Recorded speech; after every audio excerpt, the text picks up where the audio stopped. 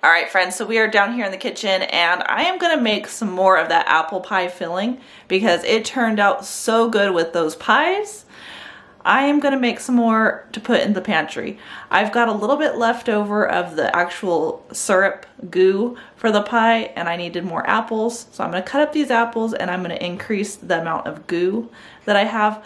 Plus, I'm going to add some more of the cornstarch so it thickens up a little bit more, makes it a little bit more thicker. I felt it was a little too soupy. So we're gonna go ahead and make another batch right now. So let me show you what I did to make my apple pie filling that I then was able to can to put in the pantry for later use. All right, so this recipe is super easy. All you're gonna need is 6 cups of water, 4 cups of white sugar, a tablespoon of salt, and 1.5 teaspoons of cinnamon and nutmeg. Go ahead and get that into a pot and start cooking it while you are working on your apples. To go ahead and start peeling my apples, I've got my little apple peeler and core here.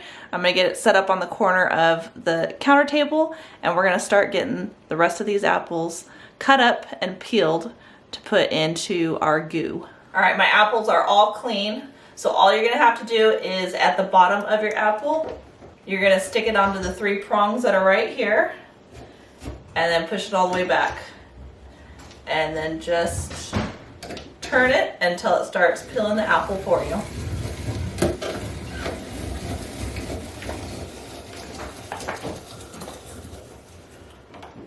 And there you go. Keep all the apple peels into a separate container. And then all of the peels and cores are gonna go into this one. I already made some apple cider vinegar. I started some apple cider vinegar with the batch that I did a couple days ago. And I gave a bunch to the pigs as well. You can do all kinds of stuff with the leftovers of your apple. Don't ever just throw it away.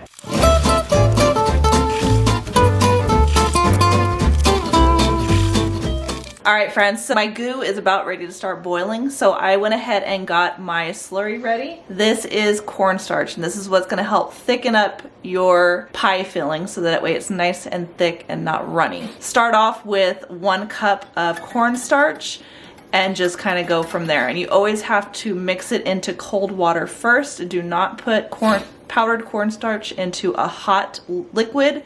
It will not dissolve the way you want it to. Dissolve it first in some cold water.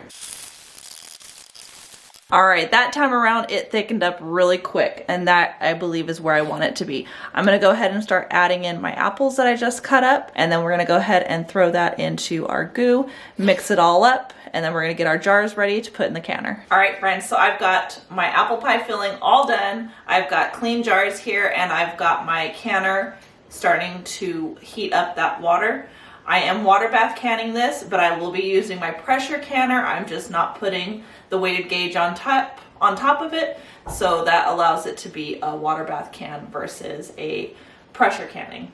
So let's go ahead and get these jars all filled up. You want to make sure that you leave enough headspace on these because your apples will expand. So you probably should stay down past the neck of the jar. Go just below that before you stop filling it up with your apples. And I am definitely happier with the thickness of this one versus my last one.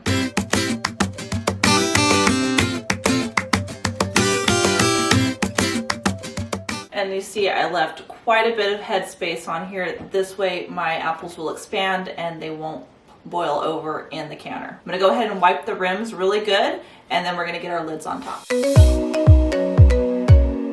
your lids on and put your rings on finger tight, and now they're ready to go into your canner.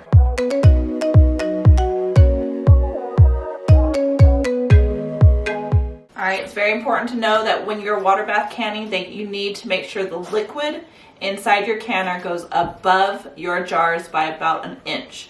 So I need to put some more water into that canner, and I'm gonna go ahead and put my lid on top and turn up the heat.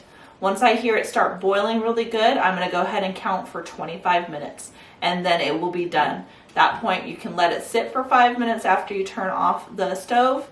Then you can remove the top carefully, not to burn yourself, and then you can go ahead and pull your jars out and put them onto a towel on your counter. Do not ever put them onto your counter without having a protection of a towel underneath it. The shock of the cold counter to the hot jars can cause your jars to break.